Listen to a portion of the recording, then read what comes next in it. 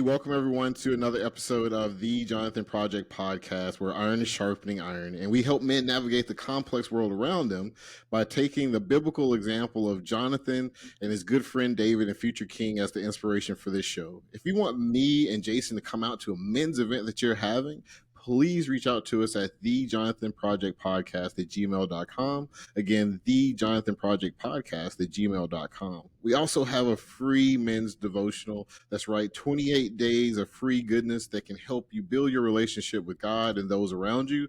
We'll have all that information and our links. Jason, welcome to another episode of the Jonathan Project Podcast with me, man. How are you doing today? Hey, brother. Welcome. For everybody out there that doesn't realize this, my man here has been up since 6 a.m. after getting in bed at 2 a.m. That's for right. some quality 4-hour sleep.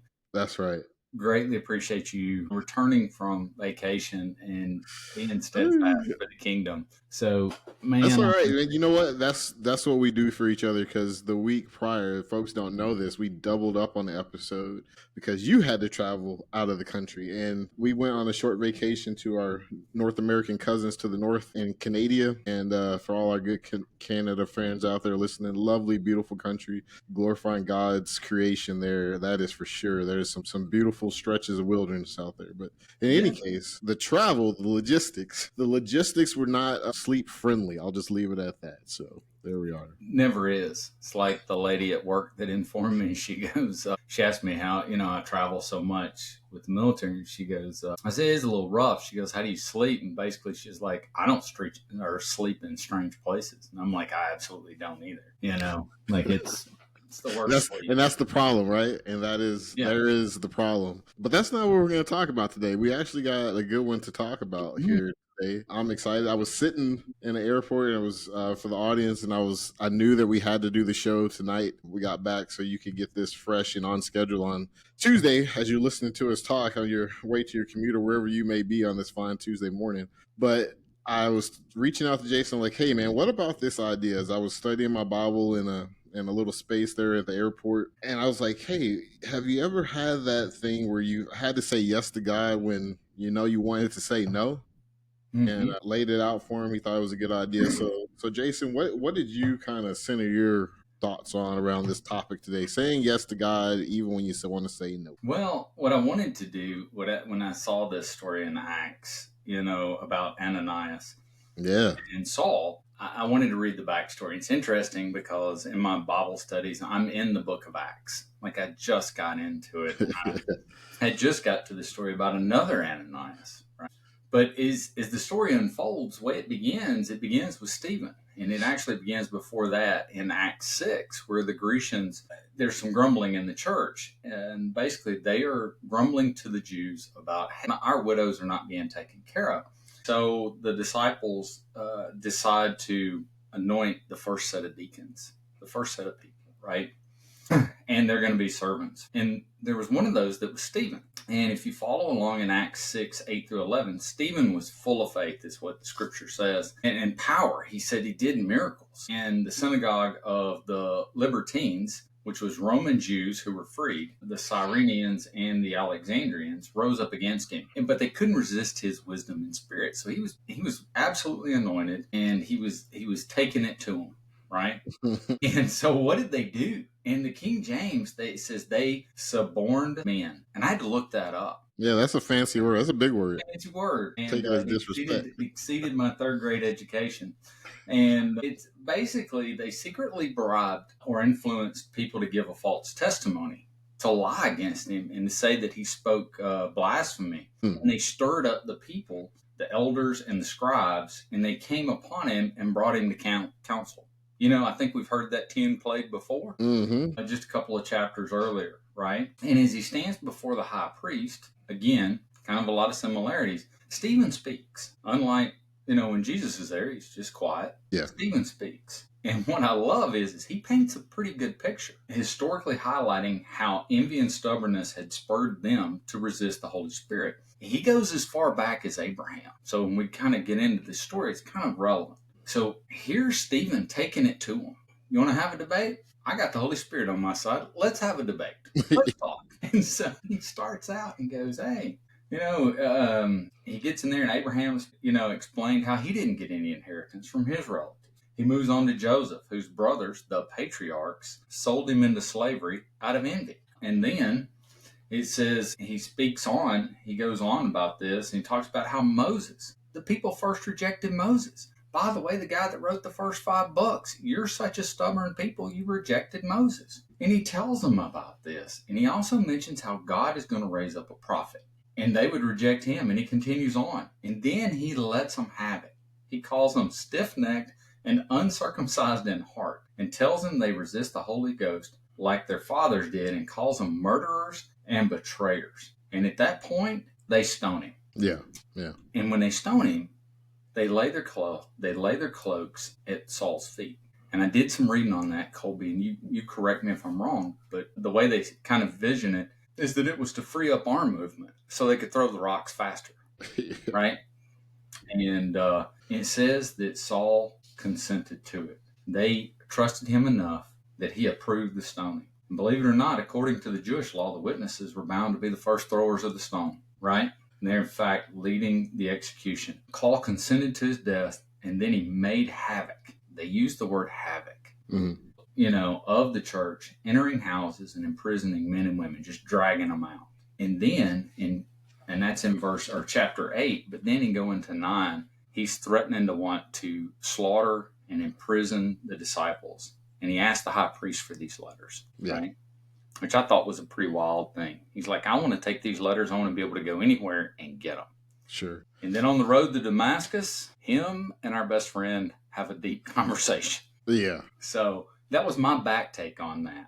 Yeah. Kind of going forward. No, I mean, you're right. And Ananias and just the story of saying yes to a hard no, or to a hard task, I should say, so to a hard no, it's difficult. And that story of Saul being converted to Paul is good because Stephen became the first martyr for the church. But, life is a series of yeses and nos, right? It's kind of like that younger generation and how they understand binary and computers and technologies, right? Ones and zeros.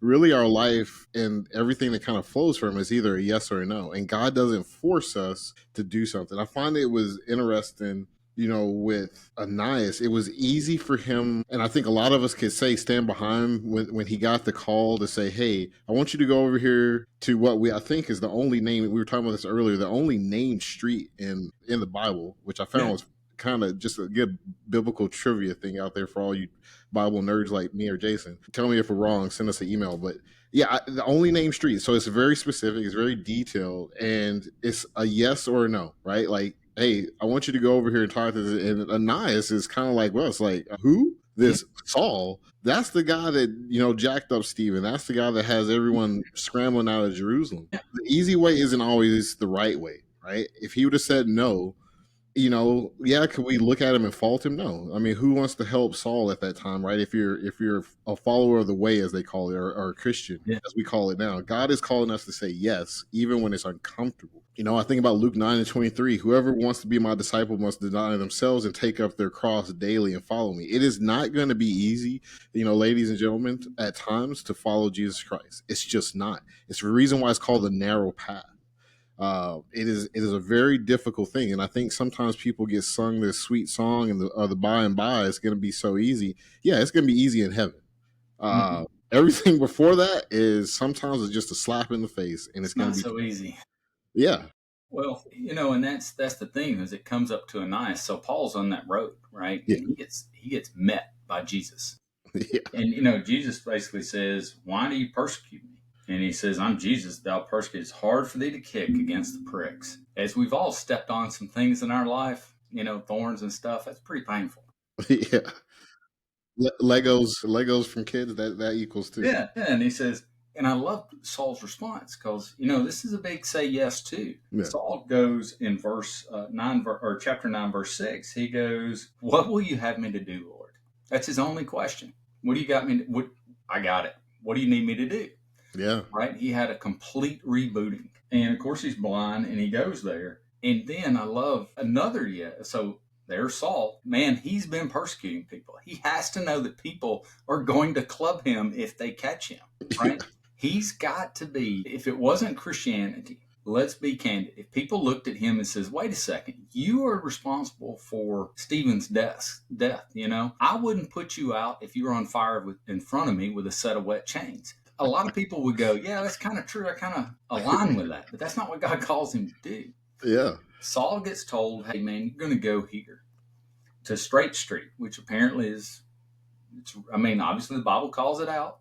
Capitalized it. It's a real street. Then he tells Ananias to go. And Ananias is like, Lord, I've heard about this guy. Are you? He's almost like, are you sure? Yeah. Which is pretty brave of Yeah. Ananias.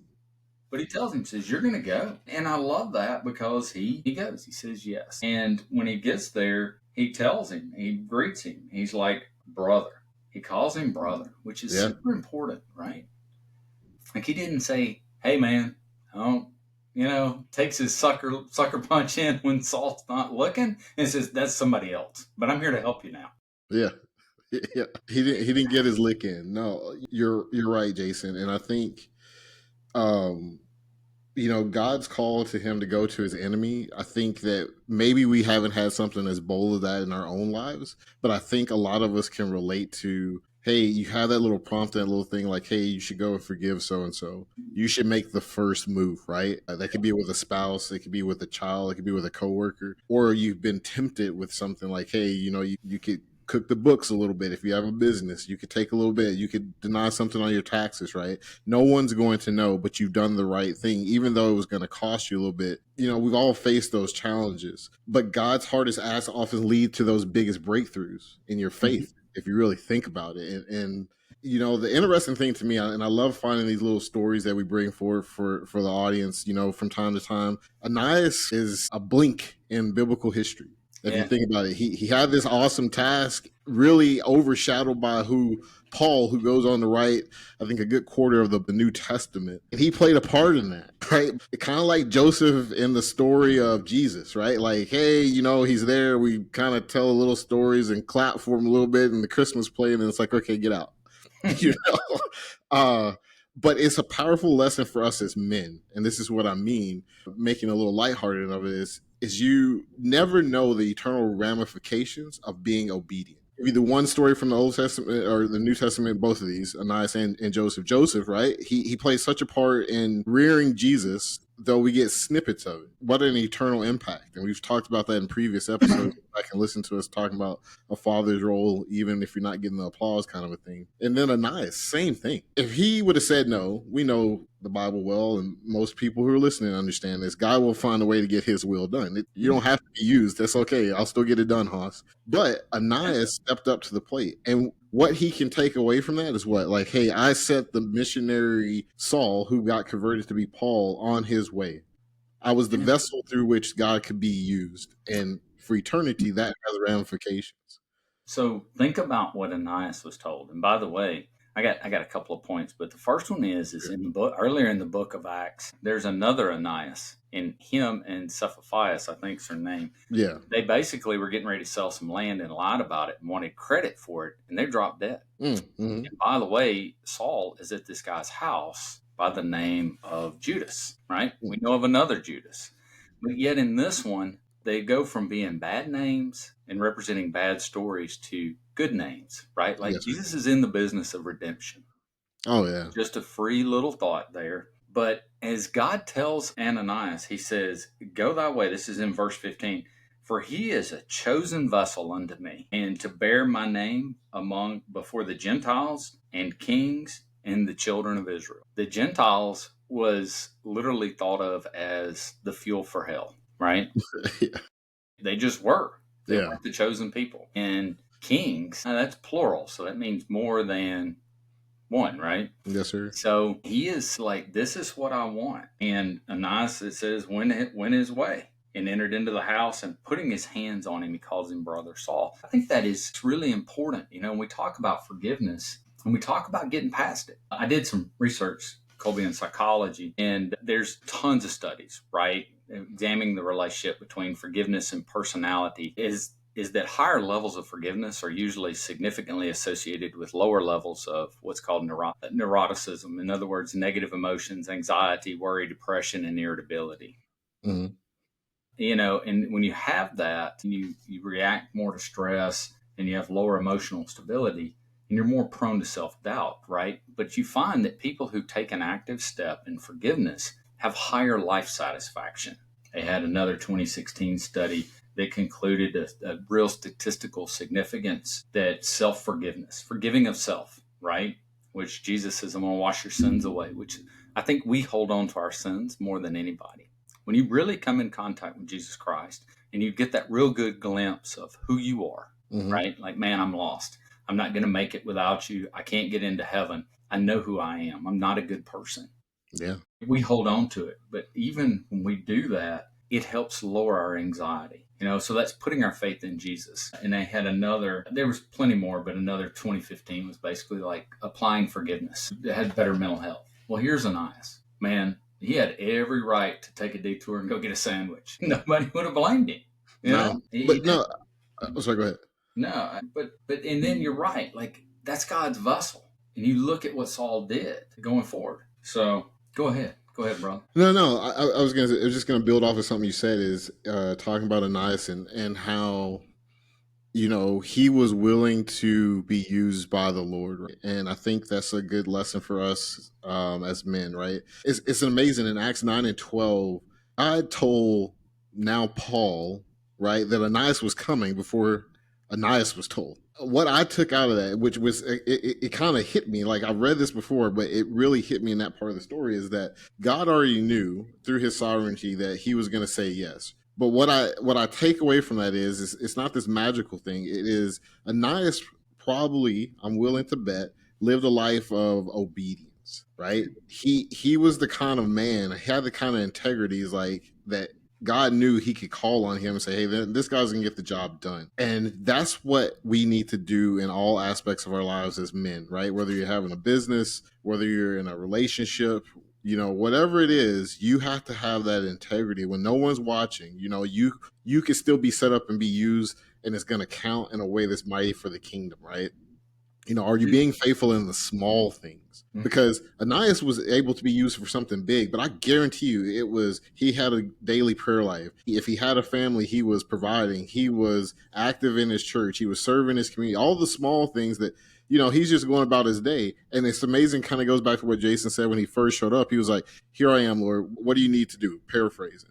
The other big thing that I really want to draw upon is his obedience wasn't about the spotlight, right? And especially for us in the modern world where you got Instagrams and likes and followers and and people are making whole livings out of that, of being seen. What you often find in the Bible and in the kingdom, if that's what you're looking for, God will give that to you, but that's all you're going to get. Yeah. And Ananias strikes us as a man. He didn't ask, okay, well, you want me to go talk to Saul? What am I getting out of that? Because I don't want to get whacked upside the head. Like, he didn't go there. He kept it about the kingdom. And that's an important point. Like, serving the Lord is not always going to be glorious. You're not always going to get the applause of your fellow peers, but you're getting the applause of heaven, which should carry the day. You said something earlier today when we were talking about Ananias showing up at, Judas's residence there for Saul. And you're like, I probably would have carried a knife or something, just in case. This might be a setup. I don't know, Lord. Maybe I got the wrong address. But he didn't. He goes there and he puts his hand on him. And he says, brother. And that's so important of how we greet one another and how we kind of move forward. And it's even going further.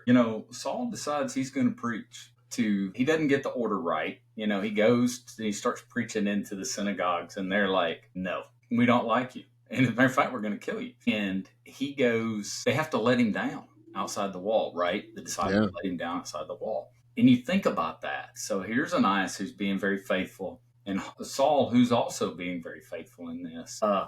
And it comes a time where he's let down. And I thought about that. And, there's times we're let down. Like, we start out and we go, hey, this is a natural fit. This is where I belong. Like, Saul was like, I'm a Jew. I studied under Gamaliel and I got it. I got the information. I can connect the dots. And Jesus says, no, No, you can just speak to the Gentiles. And he doesn't get it at first, but he has to be let down. And then Saul goes to this other stuff, but he continues to be used, just like Ananias was. He was That's a used, great, Yeah.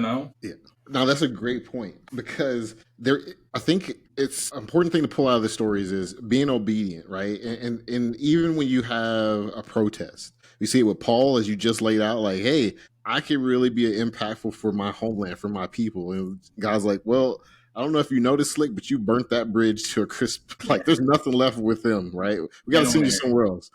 But the same thing with Ananias. Ananias initially lays out, and he gets criticized by some scholars saying, like, well, he didn't have good faith.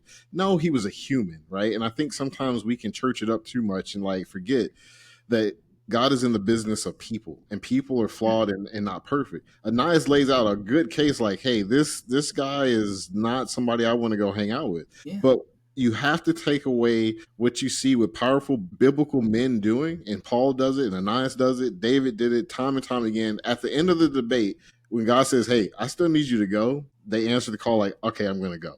Yeah. Right? Even old poor Jonah, who had to spend some time in a well, he eventually got it. He's like, all right, I'm going to go.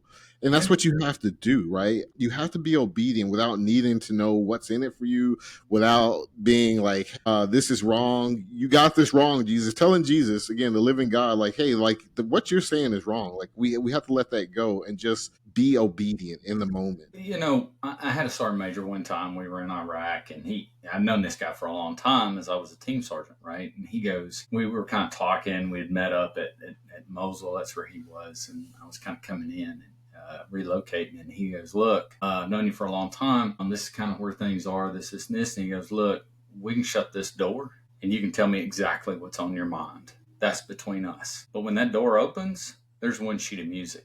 And I was so impressed with that because it allowed me to speak candidly. Maybe I didn't understand things and I could work through those problems, right? But it helped me grow. And I think and I've used that phrase with a lot of guys. And I think just like this, you get a look at an intimate conversation that Ananias had, which is a natural thing. You know, we're growing humans. Yeah. I don't walk on water. I'm an excellent swimmer for a reason. You know, and at one point I was an excellent sinker, and bounced out of the bottom. But I think, as we get asked by God to do things, it's okay to talk. Like my kids, if I ask them to do something, it's okay that you want to talk. It's how you say it, right? Like, hey, I need you to take out the trash. Oh, man, today we're taking out the trash? Yeah, son, it's kind of overflowing. We need to get it out, right? Okay, moves on. Yeah. No, that's a great point, Jason, being able to express your heart. And I think there's a couple good examples that come to mind out of the Bible. And it's funny, it's a good transition to this part of my notes is that Abraham said yes and left everything for a promise. Genesis 12. Noah said yes. And there's a whole interesting, we have so many conversations about Mr. Noah and the faith and just the mental strength that he had.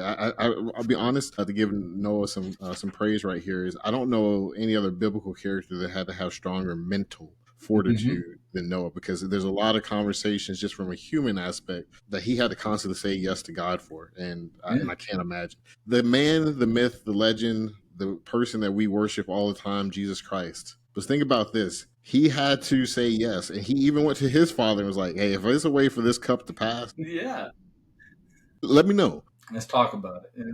But he's like, let your will be done. He said yes. He said yes to all of us who rightfully deserve the punishment, right? And he said, not my will, but yours be done, Luke 22:42. I say all of that to say there is a deep, abiding payoff for your own personal growth, for your family's health, for your everything that you're doing to being obedient to God, right?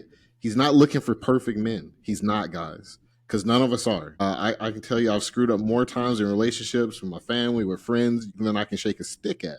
But he is looking for someone that's available, you're confident, and you're faithful. Like my good buddy shirt he has on, and we have the links. What should men do? You got to be steadfast, loyal, faithful, stand up, be strong, and be men, right? I'm paraphrasing.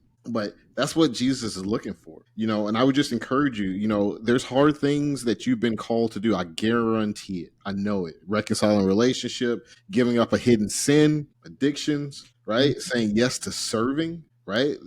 Helping out, saying no to comfort. All those things are out there, and you have to find a way to do it. And, step up to the plate. What if you're the guy that meets and helps the next Saul? What if you are, right? Look at the wonderful story of Anne Sullivan, right? How she's, and actually the person who helped Anne Sullivan out. Mm-hmm. And it's a great story, and won't get into it, but if you research that, the person who helped her set the stage for Anne Sullivan to help out Helen Keller, right? God is not, man, there are no perfect humans. He's just looking for willing humans. Every character in the Bible, it's amazing because there's only so many books that they say, well, we don't have any recorded sin of this in this book, like Daniel and things like that, right? It doesn't mean they were without sin. There's only one person who was without sin, that's Jesus. But everybody in the Bible we're all fallible, right? Yes. You just got to be usable. It goes along with it. You want to know something, the truth? I think showing up every day is a superpower. Being willing to help is a superpower. I think sometimes we forget because we're so caught up in, I think it's this giant societal craze of what's in it for me and let me shine my glory, whether it be through social media or whatever, right? Like that's how we get our feedback, or at least a lot of people do. I don't have a social media account, so I don't know. Besides this. So, we do, but really our value is within Jesus Christ, right? Absolutely. Yeah. He's just being willing to work, Absolutely. He washed feet. Please don't. I don't want to wash feet. I'm just going to tell you right now. No, all joking aside, there are a lot of those tough tasks that men have been called to do in the Bible, but it all centers on obedience, right? And I guess my final thoughts here is you're probably hitting the parking lot or wherever you're at in your day. That narrow road that Jesus himself talks about is never easy, but it's always going to be worth it. Obedience to God is rarely convenient, rarely comfortable, but it is absolutely eternal consequential. It can change families and generations. You never know when you, as a man, stand up and demonstrate following Jesus Christ, what that can do for your children and what those children can go on and lead someone to do. I think it's hard for us to see men, women, whoever right now on the eternal impact that we're having, and it can dissuade you sometimes. But I think one of the greatest things and coolest things are going to be when we get to heaven. You're going to bump into people like, hey, man, read your devotional. It's free. And I was glad that it was free because I was able to get it, and that helped me. And then it helped this person. You don't know, right? And, it can be really hard in a place where everyone wants to be known and seen. But in the kingdom, you're going to be anonymous, man. There's a lot of secret agents out there as far as doing great things. Yeah. But God is not looking for a spotlight beyond anything beyond his own glory. And that's okay.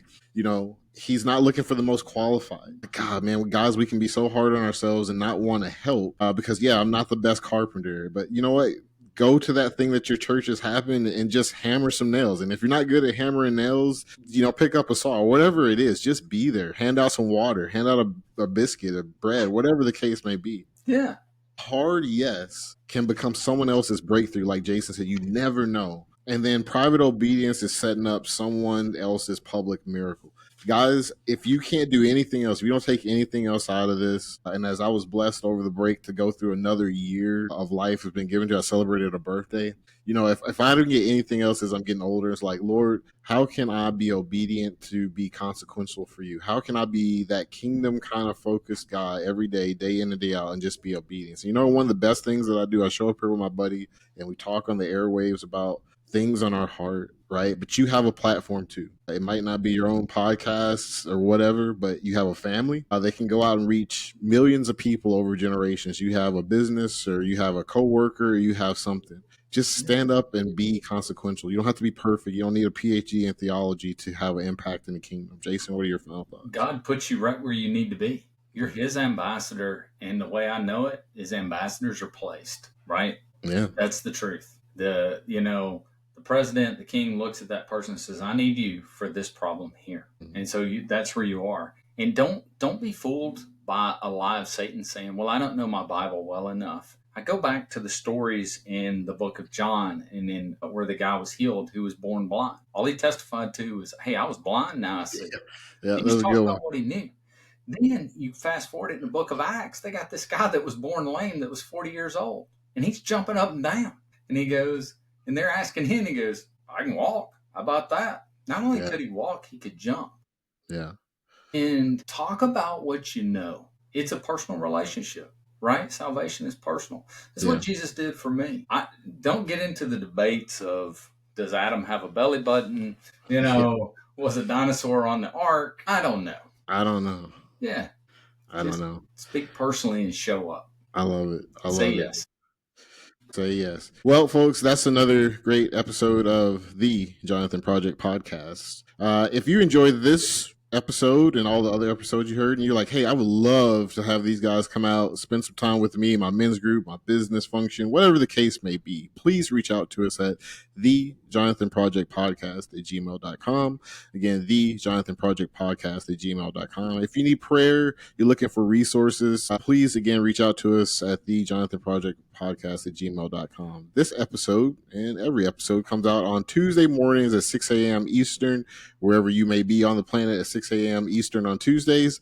This episode will be out on Spotify, Apple, iHeartRadio, Amazon Music, Apple, you name it, you can find us there. Please subscribe, follow us, keep us in your prayers. Jason, again, brother, It's so good seeing you, even though I am running on vapors and fumes at this point. I know you are. Go get some rest, man. Go get some rest. I will. Take care. All right, see you, bud. Bye.